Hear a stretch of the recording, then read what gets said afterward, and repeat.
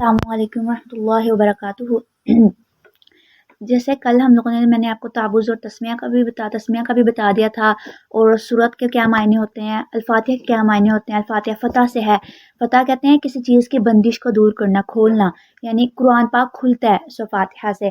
اب جی سو فاتحہ مکی صورت ہے، مکی صورت وہ نہیں ہوتی جو مکہ میں نازل ہوئی، مکی صورت وہ ہوتی ہے مکی یا مدنی کا مطلب یہ ہوتا ہے کہ جو صورتیں ہجرت سے پہلے نازل ہوئیں وہ مکی صورتیں ہیں، یعنی 13 نبوت سے پہلے خواہ وہ مکہ میں نازل ہوئی ہوں یا اس کے ارد گرد کسی بھی علاقے میں۔ وہ صورتیں جو ہجرت کے بعد نازل ہوئیں وہ مدنی صورتیں ہیں، خواہ وہ مدینہ میں ہوئی ہوں یا اس کے آس پاس کسی بھی علاقے میں، حتیٰ کہ مکہ اور اس کے اطراف میں کیوں نہ نازل ہوئی ہوں۔ اچھا، اب شروع کرتے ہیں۔ بسم اللہ الرحمن الرحیم۔ الحمد للہ رب العالمین۔ الحمد تمام تعریفیں، للہ الحمد، اس میں جو حمزہ لام ہے نا، ال کا مطلب ہوتا ہے تمام، حمد و تعریفیں للہ اللہ کے لیے۔ لل میں جو لام آ رہا ہے نا، دو لام اکٹھے، للہ، لل کا مطلب ہوتا ہے کے لیے، لام کا مطلب ہوتا ہے کے لیے۔ ربی جو رب ہے، العالمین تمام جہانوں کا، عالمین عین لام میم اس کا روٹ ہے عالم، عالم عالم دنیا، عالم برزخ، عالم آخرت، عالم اسلامیہ، عالم سے ہے عالمین عالم۔ اچھا، الحمد تمام تعریفیں، دراصل حمد کہتے ہیں حمد کہتے ہیں تعریف کو، کسی کے اچھے اور صاف بیان کرنا۔ دراصل حمد ایک لطیف احساس ہے جو انسان کے اندر سے اٹھتا ہے اللہ کی تعریف اور اس کے شکر کے لیے۔ اب آپ دیکھیں کہ ہر طرف تو اللہ کی بنائی ہوئی چیزیں ہیں، تو ہر تعریف اس کے لیے ہے، اس کے لیے ہی ہوگی نا۔ جیسے آپ کسی انسان کو دیکھیں، بہت آپ کوئی انسان ہے، آپ کو بہت خوبصورت لگتا ہے، آپ کہتے ہیں کتنا خوبصورت ہے، آپ اس کی آنکھوں کو دیکھیں۔ اکثر لوگوں کی آنکھیں ہوتی ہیں بلی آنکھیں جنہیں ہم کہتے ہیں، کتنی خوبصورت لگتی ہیں وہ آنکھیں۔ آپ زیادہ تھرل ان میں نہیں آتا، آپ کوئی نیو بورن بیبی ہے نا، نیو بورن بیبی کو دیکھیں، آپ کو ایک ایکسائٹمنٹ ہوتی ہے کہ اچھا یہ بیبی آنکھیں کب کھولے گا، اس کی آنکھوں کو دیکھنا ہے۔ تو جب وہ کھولتا ہے آپ کو ایک تھرل ملتا ہے، آپ کو بہت خوشی ہوتی ہے، اس کی آنکھیں کتنی خوبصورت لگتی ہیں نا۔ پھر آپ کبھی ذہن میں آئے کہ آپ کہو کہ یا اللہ یہ نظام تیری آنکھوں کا کیسے چل رہا ہے، مطلب اتنی خوبصورت لگتی ہیں۔ پھر اللہ کی وہ عظمت کا احساس جو آنکھ دیکھ کر کبھی خیال نہیں آیا نا اپنی آنکھ دیکھ کر، تو وہ جب ایک بچے کی آنکھ کھلتی ہے نا اچانک سے، وہ نیو بورن بھی آنکھ کھلتا ہے تو ایک تھرل ملتا ہے، وہ اتنی خوشی ہوتی ہے اس کی، ایک مزہ آتا ہے اس کی وہ آنکھوں کو دیکھنے کا، یہ آنکھیں کیسے بند کر، تو اس میں اللہ کی تعریف ہے، اللہ کی عظمت ہے، ٹھیک ہے۔ تو جب کبھی آپ کو اللہ کی قدرت، تخلیق یا عظمت نظر آئے، سمجھ آئے، محسوس ہو، اس کے بعد جو آپ کے دل سے نکلے وہ تعریف ہے، شکر ہے، یہی حمد ہے، اور یہ ساری اللہ ہی کے لیے ہے۔ اگر کسی کے انسان کے اندر بھی کوئی خوبی ہے نا تو وہ اس کی ذاتی نہیں ہے، اس کی اپنی ذاتی خوبی نہیں ہے، اس کی دی ہوئی ہے، میرے رب کی دی ہوئی وہ خوبی ہے۔ اگر کوئی انسان خوبصورت ہے تو اس کا کمال نہیں ہے، وہ تو اس رب کا کمال ہے جس نے اسے بنایا ہے، تو تعریف تو ادھر ہی جاتی ہے نا، اصل کے اوپر ہی پہنچتی ہے، کمال تو اسی کا ہے۔ تو الحمدللہ جو حمد ہے وہ دراصل ایک انر ایکسپیرینس ہوتا ہے۔ دیکھا جائے تو یہ جو لفظ ہے نا الحمدللہ، اس کی اتنی فضیلت ہے حدیثوں میں، اتنی کہ ایک جگہ اللہ تعالیٰ نے فرمایا ایک حدیث میں، لا الہ الا اللہ کو اللہ تعالیٰ نے افضل ذکر کہا اور الحمدللہ کو افضل دعا کہا گیا۔ یہ ترمذی کی روایت ہے کہ لا الہ الا اللہ کو اللہ نے افضل ذکر اور الحمدللہ کو افضل دعا کہا۔ صحیح مسلم اور سنن نسائی، یہ بھی ایک حدیث کی کتاب ہے، اس میں آتا ہے الحمدللہ تمل المیزان، اللہ اکبر، الحمدللہ میزان کو بھر دیتا ہے، کہ اتنی فضیلت ہے اس کی۔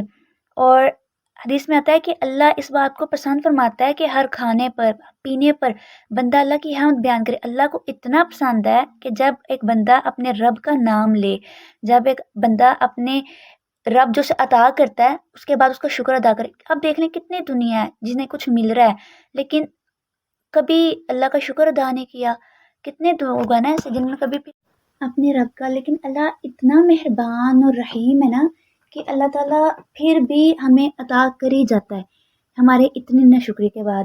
آگے ربی، رب کا روٹ ہے، اس کا روٹ ہے را بابا، رب کہتے ہیں کسی چیز کو آہستہ آہستہ ذرے سے کمال تک پہنچانے والا۔ پھر عالمین تمام جہانوں کو پالنے والا، پرورش کرنے والا۔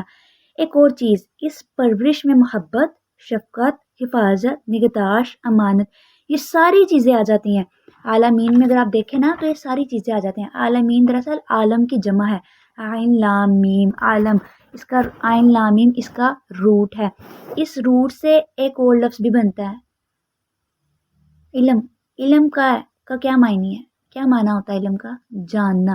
عالم ہے وہ چیز جس سے کچھ جانا جائے، پہچانا جائے، یہ لفظی معنی ہے عالم کا، یعنی جس کے ذریعے کوئی چیز پہچانی جائے۔ عالمین کیا ہے؟ سارے جہانوں کا، تو ہر چیز سے کون پہچانا جا رہا ہے؟ آپ جہان کی ہر چیز دیکھ لیں، کون پہچانا جا رہا ہے اسے؟ اللہ تعالیٰ۔ اللہ تعالیٰ ہر چیز کس کی طرف دلالت کر رہی ہے؟ بنانے والے کی طرف دلالت کر رہی ہے۔ الرحمن الرحیم، بہت مہربان، نہایت رحم کرنے والا ہے۔ الرحمن بہت مہربان، الرحیم نہایت رحم کرنے والا، بار بار رحم کرنے والا ہے۔ ہمارا رب اتنا کچھ عطا کر رہا ہے، اتنا کچھ عطا کر رہا ہے، لیکن ہم ساتھ ساتھ اس کی نافرمانی اور ناشکری کری جا رہے ہیں کہ وہ اتنا رزق بھی عطا کر رہا ہے، اولاد جیسی نعمت عطا کی ہے، اور اتنی اس نے نعمتیں عطا کی ہیں، لیکن ہم لوگ اس کا شکر ادا ہی نہیں کرتے، اس کی بعد میں تعریف ہی نہیں کرتے۔ لیکن اس کی رحمانیت اتنی رحیم ہے کہ وہ اتنا کریم ہے، وہ پھر بھی ہمیں عطا کری جا رہا ہے۔ اور علماء اس سے معنی لیتے ہیں کہ رحمان جو ہے نا اللہ تعالیٰ، مہربان جو ہے اللہ تعالیٰ، مہربان دنیا میں ہے، اس کی رحمانیت جو ہے وہ دنیا کے میں ہے، اس سے مسلمان بھی فائدہ اٹھا رہے ہیں اور کفار بھی فائدہ اٹھا رہے ہیں۔ کہ اب دیکھیں کفار کو وہ ہاتھ کس کے آگے جوڑتے ہیں؟ بتوں کے آگے، لیکن دے کون رہا ہے؟ انہیں رزق کون دے رہا ہے؟ اللہ دے رہا ہے، اور مسلمان بھی اس سے فائدہ اٹھا رہے ہیں، حتیٰ کہ ہماری نشکریاں بہت ہیں، لیکن پھر بھی اللہ تعالیٰ عطا کر رہے ہیں۔ لیکن جو رحم ہے نا وہ صرف قیامت والے دن ہے، اور وہ صرف مومن کے لیے۔ اللہ تعالیٰ خود قرآن پاک میں بھی فرما رہے ہیں فَسَأَكْتُبُهَا لِلَّذِينَ يَتَّقُونَ وَيُؤْتُونَ الزَّكَاةَ وَالَّذِينَ هُمْ بِآيَاتِنَا يُؤْمِنُونَ۔ سورۃ الاعراف میں بھی 154 یا 156 آیت نمبر ہے۔ میں وہ رحمت ان لوگوں کے لیے ضرور لکھوں گا جو اللہ سے ڈرتے ہیں، زکوٰۃ دیتے ہیں، اور جو ہماری آیتوں پر ایمان لاتے ہیں۔ اللہم اجعلنا منہم، کہ اللہ تعالیٰ خود قرآن پاک میں فرما رہے ہیں کہ میں ان لوگوں کے لیے رحمت لکھوں گا جو اللہ سے ڈرتے ہیں اور زکوٰۃ دیتے ہیں۔ آگے ایاک مالکی یوم الدین، مالکی مالک ہے، یوم دین الدین بدلے کے دن کا، قیامت کے دن کا، جزا و سزا کے دن کا، حشر کے دن کا مالک ہے۔ تو اس سے پتہ چلتا ہے کہ ایک دن مقرر ہے جس دن ہر انسان کے ہر اعمال کا فیصلہ جو ہے لیا جائے گا، ٹھیک ہے۔ مالکی مالک ہے، یوم الدین، دن دراصل کہتے ہیں دن کے لیے استعمال ہوتا ہے کہ دن دراصل کیا ہے۔ یوم دن کے لیے آپ دیکھیں غروب آفتاب سے لے کر اگلے غروب آفتاب تک 24 آورس، یعنی سورج غروب ہونے سے اگلے دن کے سورج غروب ہونے تک کی مدت کو دن کہا جاتا ہے۔ الدین بدلے کے، جیسے ہم ایگزامز دیتے ہیں، طے ہے کہ رزلٹ آنا ہی آنا ہے، ٹھیک ہے۔ ویسے ہی ہم جو اعمال کر رہے ہیں ایک دن مقرر ہے، اللہ تعالیٰ آیت میں بتا رہا ہے کہ ایک دن مقرر ہے، اس دن سارے ڈیسیجنز ہوں گے، اور وہ کرے گا کون؟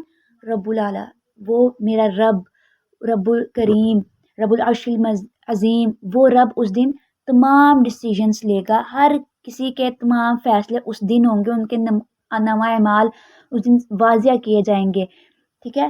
ایاک، صرف تیری ہی یا صرف تجھ سے ہی، اییا اس میں دو لفظ آ رہے ہیں دراصل، اییا اور کا۔ اییا صرف، کاف کا مطلب ہوتا ہے تیری، تجھ، تیری یا تجھ، ایاک صرف تیری ہی یا صرف تجھ سے ہی، نعبدو ہم عبادت کرتے ہیں، صرف تیری ہی، ایاک صرف تیری ہی، نعبدو ہم عبادت کرتے ہیں، نون کا مطلب ہوتا ہے ہم، نعبدو ہم عبادت کرتے ہیں، اور دراصل جوڑنے کے لیے حرف کو، دو لفظوں کو جوڑنے کے لیے استعمال ہوتا ہے۔ جیسے ہم لوگ اردو میں لفظ ہوتا ہے شان و شوکت، ہم اسے شان اور شوکت نہیں پڑھتے، ہم بیچ میں واو کا لفظ جوڑ کے شان و شوکت پڑھتے ہیں۔ واو کا دراصل مطلب ہوتا ہے اور، جہاں بھی آپ قرآن پاک میں دیکھیں واو کا مطلب اور ہی ہے، اردو میں بھی اور ہی ہوتا ہے، اس لیے ہم لوگ ایاک نعبدو، ایاک صرف تیری ہی، نعبدو نون ہم، بدو عبادت کرتے ہیں، اور ایاک صرف تیری ہی، نستعین ہم مدد چاہتے ہیں، کہ رب صرف تیری ہی عبادت کرتے ہیں۔ اب آپ دیکھیں جس کی عبادت کرنی ہے تو مدد کس سے مانگنی ہے؟ ظاہری سی بات ہے، جس کی عبادت کرنی ہے تو مدد بھی تو اسی سے مانگنی ہے نا۔ عبادت کے دراصل معنی ہوتے ہیں جھکنا اور عاجزی اختیار کرنا، انتہائی محبت کے ساتھ اور انتہائی خوف کے ساتھ جھکنا۔ عبادت کے اصل معنی یہ ہیں کہ انتہائی خوف اور عاجزی کے ساتھ جھکنا، اپنے رب کے آگے جھکنا اور عاجزی اختیار کرنا۔ اس لیے کہتے ہیں نا کہ قرآن پاک بھی سیدھا ٹیک لگا کر نہیں پڑھنا چاہیے، کیوں؟ کیونکہ آپ جب وہ پڑھتے ہو سیدھا ٹیک لگا کر پڑھتے ہو، مطلب اس میں بھی ایک غرور سا آ جاتا ہے، تو تھوڑا سا کمر جھکا کر پڑھنا چاہیے کہ اس میں عاجزی ہوتی ہے۔ اللہ کے سامنے ہمیشہ عاجزی اختیار کرنے کا حکم ہے، عاجزی ساتھ خوف ساتھ جھکنا، اسے کہتے ہیں عبادت۔ اہدنا، دکھا ہمیں صراط رستہ المستقیم، سیدھا، یا اللہ ہمیں سیدھا رستہ دکھا۔ اچھا، ایاک نعبد، ہم تیری عبادت کرتے ہیں اور تجھ سے مدد مانگتے ہیں۔ اب مدد کیا مانگ رہے ہیں؟ اب آگے مدد کیا مانگی ہے؟ اللہ سے دعا کی ہے۔ کون سی دعا کی؟ اللہ ہمیں سیدھا رستہ دکھا۔ اچھا، علماء کرام اس کا دو اور مطلب لیتے ہیں، یا اللہ ہمیں سیدھا رستہ دکھا، اس پر چلا اور منزل تک پہنچا۔ اچھا دیکھیں، جیسے آپ سے کسی نے کوئی رستہ پوچھا ہے، جی مجھے یہ ایڈریس بتا دیں، اور آپ اسے کہیں کہ یہ گلی ہے، سیدھا چل جاؤ، یہاں سے مڑ جاؤ گے تو آپ کو آپ کی منزل مل جائے گی۔ اب وہ وہاں پہنچ تو جائے، اب اسے سمجھ نہیں ہے کہ گھر کون سا ہے۔ بہتر یہ ہے کہ ہاتھ پکڑ کے اسے اس جگہ تک پہنچایا جائے۔ وہ رستے کی یہاں بات ہو رہی ہے کہ وہ ڈائریکٹ منزل تک، مکمل منزل تک پہنچایا جائے، یا اللہ ہمیں منزل تک پہنچا۔ صراط کہتے ہیں رستے کو، وہ رستہ جسے انتہائی احتیاط سے طے کرنا پڑے، جس کے ارد گرد بہت خطرے ہوں۔ صراط اس رستے کو کہتے ہیں جس پر احتیاط سے چلنا پڑے۔ صراط، پل صراط سے آپ یاد کر لیجئے، پل صراط پہ بھی بہت احتیاط سے چلنا پڑتا ہے۔ پل صراط نا، کہتے ہیں کہ پل صراط ایک بال انسان کا ایک بال کتنا باریک ہے، اس سے بھی باریک پل صراط ہوتا ہے، اور جس کے اعمال بہت بلند ہیں، وہ اتنی سپیڈ سے اس سے گزر جائے گا، وہ پتہ بھی نہیں چلے گا، اور پھر آہستہ آہستہ، اور وہ خنجر کی طرح تیز ہوتا ہے کہ پتہ ہی نہیں کہ کون سا انسان کٹ کے نیچے جہنم میں گر جائے۔ تو دو میں کہتی ہوں پل صراط، ایک آخرت کا، ایک کی دنیا کا۔ تو اگر اس پہ احتیاط سے چلنا ہے نا، تو اس پہ بھی احتیاط سے چلنا پڑنا ہے، استقامت کے ساتھ، ڈٹ کے دین کے اوپر، کہ یہاں بھی دھوکہ ہے، یہاں بھی شیطان کا وار ہے، گر نہ جانا، شیطان کے وار میں آ نہ جانا۔ اس لیے یا اللہ ہمیں سیدھا رستہ دکھا اور منزل تک پہنچا۔ ٹھیک ہے، صراط، اگلی آیت پہ آ جائیں، صراط رستہ الذین، ان کا جو انعمت، انعام کیا تو نے، علیہم، جن پر۔ اب جن پر انعام کیا وہ کون، کن کی بات ہو رہی ہے؟ شہداء، صالحین، صدیقین، انبیاء۔ اچھا، اب کیا، ایاک نعبد و ایاک نستعین، ہم تیری ہی عبادت کرتے ہیں اور تجھ سے مدد مانگتے ہیں۔ اب جس کی عبادت کرنی ہے تو اسی سے مدد مانگنی ہے۔ اب مدد کیا مانگی ہے؟ اہدنا الصراط المستقیم، ہمیں سیدھا رستہ دکھا۔ اب کون سا رستہ؟ صراط الذین انعمت علیہم، ان لوگوں کا رستہ جن پر تو نے انعام کیا، غیر مغضوبی، نہ ان کا جن پر غضب کیا گیا، علیہم جن پر، وا اور لا نہ، الضالین گمراہوں کا۔ یا اللہ ہمیں ان کا رستہ دکھا جن پر تو نے انعام کیا، نہ ان کا جن پر غضب کیا گیا، اور نہ ان کا جو گمراہ ہوئے۔ اب جو گمراہ ہے نا، بعض روایات میں آتا ہے کہ جو گمراہ یہ مغضوبی ہیں، غضب کے جن پر کیا گیا، وہ یہودی ہیں، یہودیوں کے بارے میں بات ہو رہی ہے، اور جو گمراہ ہیں وہ نصارہ، مطلب عیسائی ہیں۔ یہودی کیا کرتے تھے؟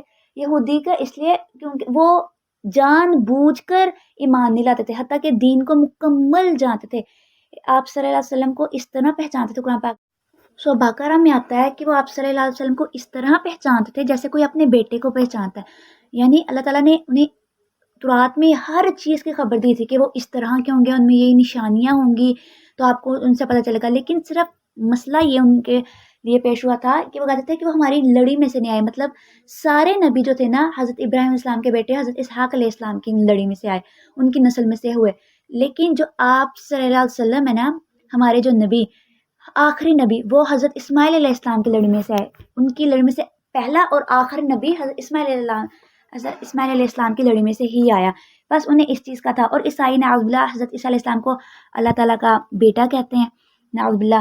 تو جو گمراہی کے راستے سے بچنا چاہتے ہیں، جو صراط مستقیم پر چلنا چاہتے ہیں، خواہش رکھتے ہیں سیدھے راستے پر چلنے کی، ان کے لیے ضروری ہے وہ یہودی اور نصارہ دونوں کی گمراہی سے بچ کر رہیں۔